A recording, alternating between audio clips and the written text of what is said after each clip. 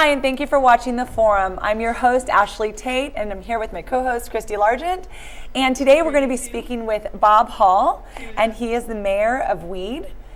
And you guys probably remember that in September of 2014, Weed suffered a devastating fire. In fact, it was so devastating it made the national, probably even international news. And we're so excited that we get to have Bob here with us. He was the mayor then, he's still the mayor, and we thought we would check in with him for an update. Yeah, so Bob, when that all happened, being mayor is a huge responsibility, right? Yes, it is. So it's even more of a responsibility when you have this devastation that's happened with this fire. So what kind of responsibility did you have to take on? Like, how is that kind of being in charge during that time and having to run your city? Well, being mayor before the fire and being mayor after the fire were two different things, for sure. My job description changed dramatically in the first, within the first 5 or 6 hours of the fire. But the responsibility, it's one of those things that you just kind of put on and try to figure out what is your responsibility at that point, because it's all new. And thank God there was the Red Cross, Salvation Army. We had a lot of help. CAL FIRE were immensely important as far as setting a structure or because we were in shock. Myself included. Had to have somebody to set well, first of all, that they'd been there, they'd been through a disaster before. Right. They knew how to handle us, and it was that was basically that was the structure. That was the structure that started. So Bob, I didn't know this before. For the viewers that aren't really familiar with the severity of the devastation, what actually happened? Well, we lost 153 homes. But what actually happened was a fire started this all happened within a matter of 4 or 5 hours. And they found the person who started the fire, right? Correct. Correct. So how did tell us about that first 5 or 6 hours that you kind of found out that people started realizing there actually was a fire? What was going through your mind? How did you find out? Where were you? Tell us all that. I was at the Weed Community Center, and we had a committed athletes program with kids from all over the county. We were there at the community center, which we just purchased in February after 19 years of work trying to establish a community center. I was there, and we saw some smoke. No, we lost it. Oh my gosh. So you're there in the community center, and what was the progression? Was I saw some smoke outside. I said, wait, I bet, there's smoke had been coming in from the Happy Camp fire in the evening. And then I looked outside, I saw some debris. I walked out and I looked over the hill, and here the fire was coming up over the hill. So we decided we evacuated the kids, and at that time the elementary school was evacuating. I went home, and from that point on I was cut off until the next morning. We lost, obviously we lost power immediately. Was your home saved, or yes, my home was saved. It was, matter of fact, to explain the type of fire it was, my house is about 100 yards from the nearest home that was lost, and my house was hardly smoke damage at all. Wow! It was like a blowtorch. The wind was perfect conditions for a devastating fire. So the wind was, how many miles an hour was the wind during all this? 50. Gusts of 60. It started making its own wind, and it was roaring as it came over the hill. And where did you guys have everyone evacuate to? When you said we evacuated the kids, where did they go? They actually went behind the Roseburg property, behind the high school, and out of the direction of the wind. And it was a. What does a community do when you lose 153 homes? And just to clarify, this is a really small community to start with. It was when you were on before with the Weed Pride, they were talking about how they had built the sidewalks, they'd planted the trees, they'd done this huge beautification project, and it was like pulling teeth getting that done. Because you have such a low socioeconomic base. Exactly. You have very few resources other than natural resources, and now the fire comes through, everything's gone. What did you guys do? I mean, where do you go? Where do 153 families go? That was a powerful thing that happened. People came together within 3 or 4 days. We had everybody housed. Food started coming in, and we set up a food distribution. Not only did they need housing, they didn't have any clothes. They lost everything. Yeah, exactly. We had people down here who had Facebook posts asking for clothing for people who would come down to stay with others and other family members. So when you say they were housed, where were they housed? Were they in a shelter? Actually, we had some at the Mount Shasta Armory, a few, but immediately people started volunteering homes, rentals and things like that. We set up a organization through one of the realtors had a lot of contacts and we started getting people in as soon as we could. Motels, we're setting people up in motels and hotels, depending on insurances and things like that. That's the power of community, really. Really. And I want to say this too, that it's right after the fire, it seemed like the city limits didn't mean anything anymore. The people, the surrounding areas, Lake Shastina, the Hammond Ranch area, Mount Shasta people, it just basically they came in and it was pretty powerful. I mean, without that, it sure helped the spirit. Sure. That helped. That says a lot about the people in the North State. Yeah, it does. Real community, camaraderie. Absolutely. So then how do you move forward from that? You mentioned the Red Cross and so forth were instrumental immediately. How do you move forward? As we're filming this, we're 4 months out from it. Where are you now, and how are you rebuilding? Basically, what we have the Boles Fire long-term recovery group, which is a very spread out organization, but we're doing things, trying to make it as easy as possible for construction. The cities, we're streamlining as many permitting processes as we can. We've it's just one foot in front of the other, basically. What we've done is, what we're doing is trying to make lemonade out of lemons. And by doing that, you're also creating a labor union or something like that, it's not a labor right? union. What we're doing is taking an honest look at our community, understanding that we had a lot of unemployed people before the fire.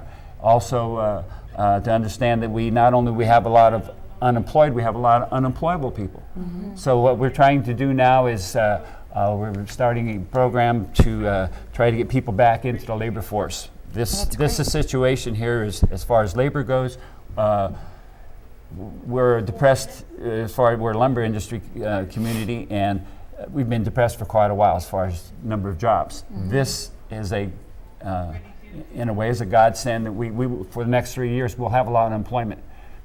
So what our goal is to get our people employable and employed. And that's everything from the just basic structure. When we get into that type of program, we're looking at trying to set people up with the understanding that they don't even know how to go to work every day.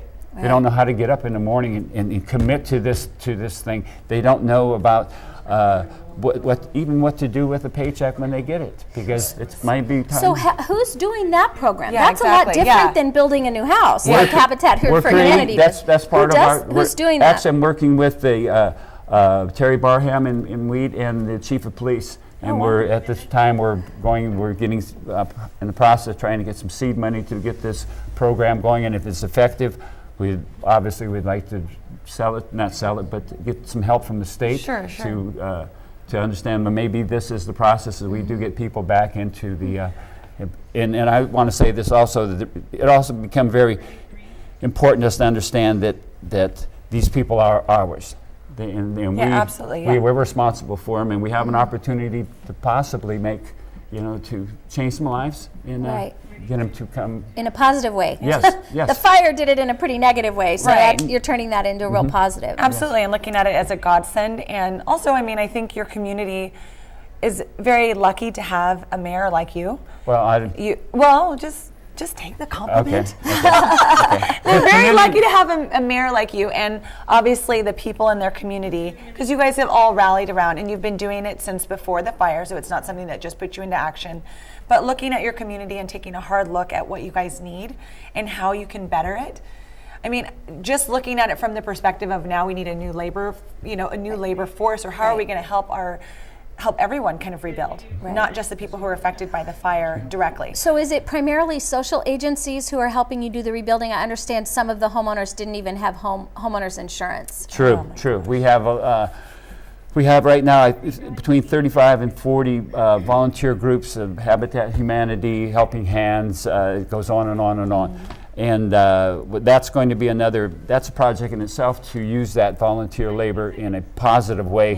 Volunteer labor, squander it. No, well, exactly. When a volunteer comes to work, he or she comes to work. Their time is valuable. It's getting that coordinated, having housing for them, food, and there's a lot to that. So do you have like a central coordinator for all of the activities that are going on?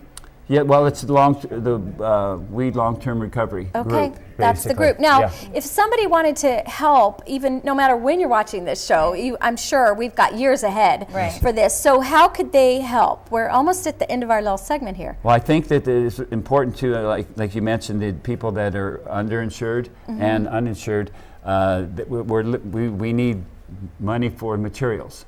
We have some families that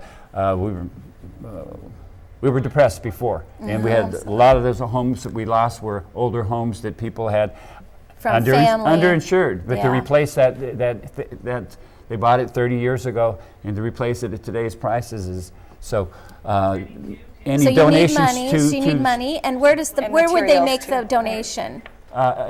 Shasta Regional. Okay, Shasta Regional Foundation. Yes, Shasta Regional Foundation. And is there under the weed recovery or under what? the Boles Fire. Boles Fire. Under the Boles Fire. Yes. Okay. And any last thought you want to add before we wrap it up? No, I just appreciate you giving us the time and putting in the spotlight on our community. And I want to say this: the community's not lucky to have me. I'm lucky to be in the community that I'm in, and we're pulling together. We're pulling together the best we can. Absolutely, and all around. And I know we're going to. Okay, never mind. Thank you. Thank you, Bob, for coming on. Thanks for having me. It's exciting to get like the follow-up. To what the story is, right? Yeah. We saw them before, and now we've had you here after. We're going to come back in a few minute, with one of their premier volunteers. Okay, we'll be back. Could I say one thing before we quit? I really need to people. There's been so much help that it's impossible to thank everybody without leaving somebody out. And I mean it's been incredible. I'm sorry about good. It's great. It's great to say. That's fine. So we'll be back in just a sec with one of our premier volunteers.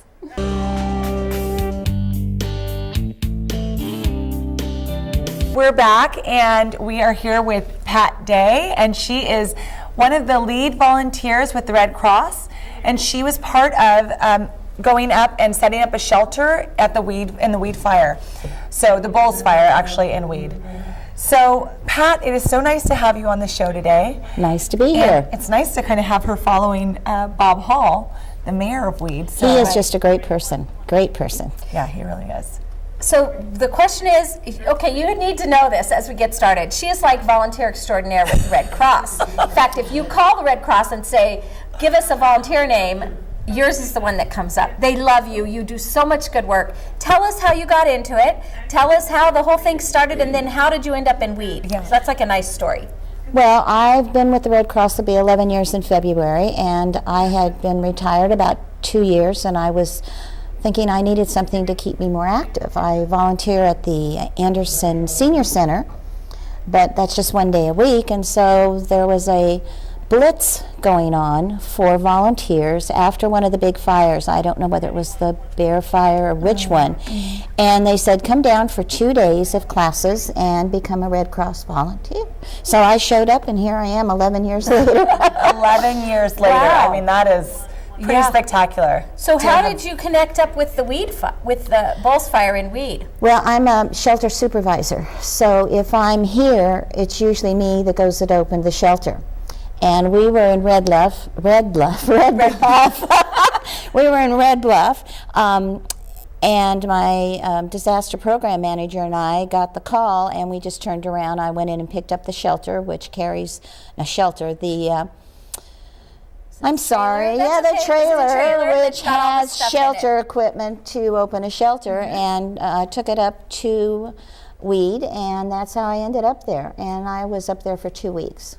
Wow. Now, what's that call like? When you get that call, what do they say to you? I mean, how do you know that you need to turn around immediately, pick up the shelter, and go? Well, Offices of Emergency Services is usually who calls us, Okay. and that's who called us there. That's why, but it was the Office of Emergency Services from Weed, who literally said the town is on fire. Oh. Okay, that's a pretty good Indication that you need to get a shelter. indication that we're going to open a shelter. Yeah. They actually call us to open shelters. Okay. We never just say, "Oh, there's a fire. Let's go open a See, shelter." Yeah, okay. Okay. You don't go see either. You No, just we bring do your not stuff. self-deploy. Okay. So when we get a call, they usually tell us where they want the shelter. In that case, it was going to be at the high school in Mount Shasta. Okay. And we headed up there and we opened it up. It was very confusing at the first. A lot of people there, a lot of people. Wow. Like, what's And a lot? I would say there was 100 people outside the shelter. Okay.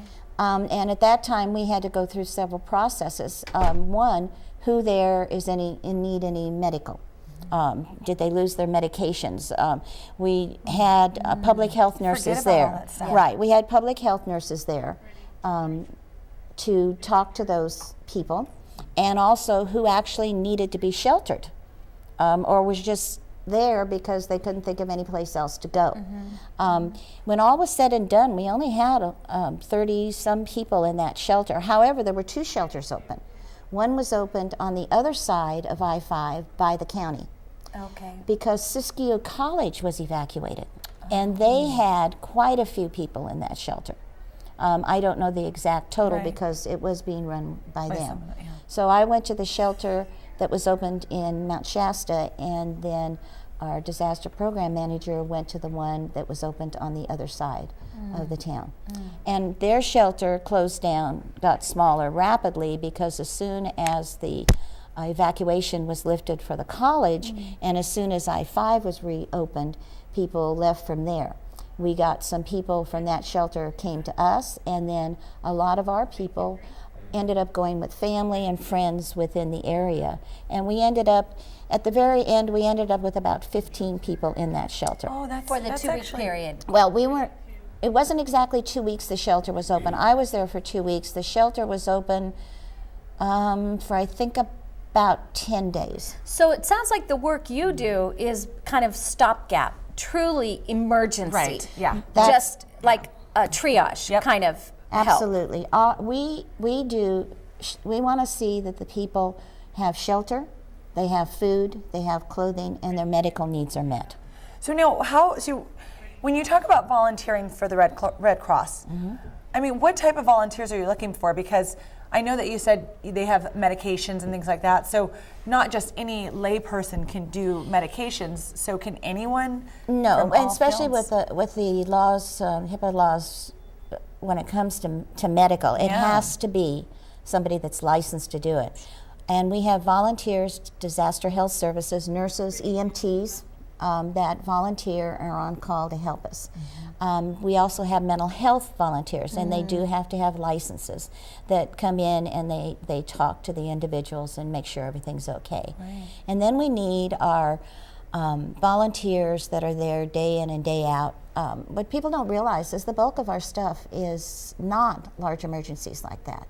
The bulk of it, even though we just went through another one with the floods in Red Bluff, and we're still working with those clients. I'm meeting with 2 of them on Saturday. Right. So day-to-day fires, that tree that fell on the house, that house that burnt down, the apartment that burnt down, those are the things we do on a day-to-day basis. So if someone has a tragedy, their home floods, or they're, like you just described, they should call the Red Cross, or how does it work? What's logistically, how does it work? Right. Normally, if your house is on fire or a flood is coming through it, you're going to have personnel there, the fire department. You tell them that you want, they will usually ask, do you have a place to stay tonight? And if that person says, no, I don't have anything, they will call us. So usually we are called by the fire response department. team or something. Right. Okay. So is that the vast majority of the work that Red Cross is doing? Is like day in, day out kind Day of in, things, day not out. the big dramatic disasters? No, but last year it kind of was the big dramatic disasters. Yeah, A lot of it, 2014 was. Yeah. Well, when the one started here at Bernie, I was deployed up to Washington for the fires they were having up there. So I wasn't here for that little block of them. But we opened, I think, a total during last year of 13 shelters in different places. Due to In the North State or In on the the North West State. Coast? In the North State. in the North State. But Oh, my remember, goodness. for us, the North State also includes Yuba City, Butte County, any that were opened over there too. Now, you talked about being deployed. Is that something that's common for a Red Cross volunteer? No, you don't have to be deployed. But if you're a volunteer, an active volunteer, you've taken the classes and you want to be deployed, it's available to you. I went to New York for Sandy. I spent 5 weeks there Wow. with Sandy. I was in Colorado for a couple of weeks, a couple of times with their fires. And you've got to have the ability to someone to say to me right now, Pat, we need you to be here. Okay. And be gone in 24 hours. That's So- if you sign up to be deployed. But if you're you just- want to be deployed. Yeah. But deployed can also mean going to Sacramento or going over to Tahoe for the big fires. It doesn't mean having to go across the United States. Or to Africa. Well, I can't go to Africa. Why is That's that? a whole different part of the Red Cross, international. And I could go if I got the training and, Sure. and maybe learned another language and the things that are necessary for that.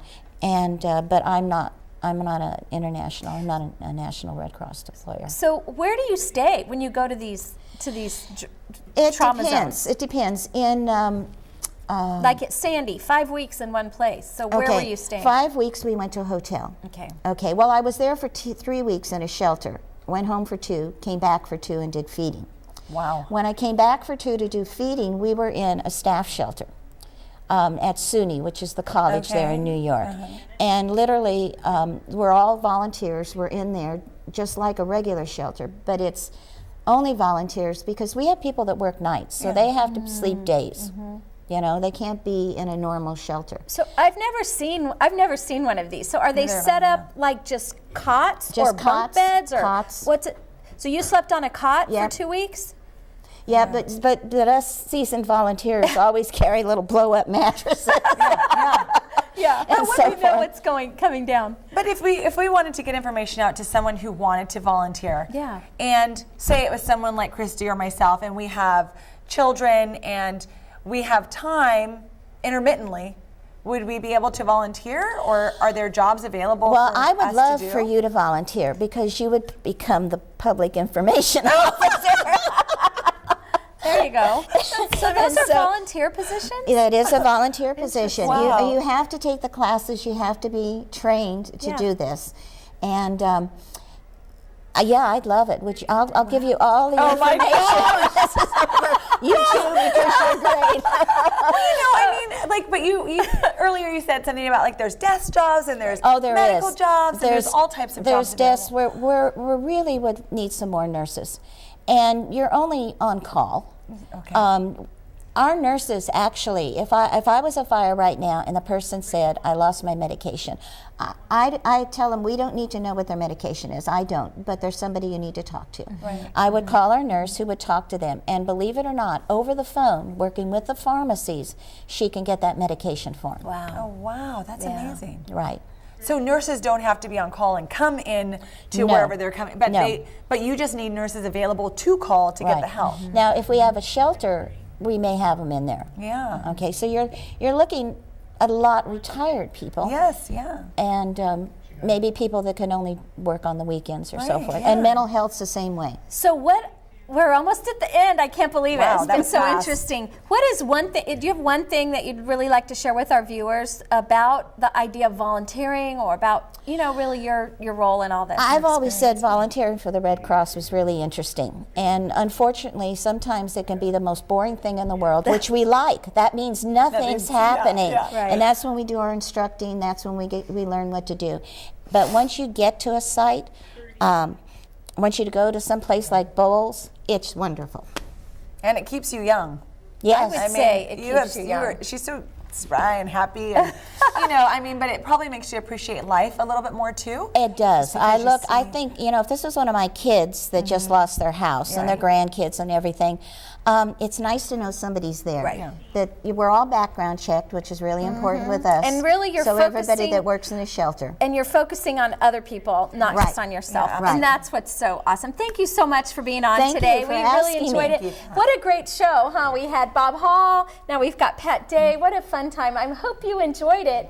And we are going to look forward to seeing you next time on the forum.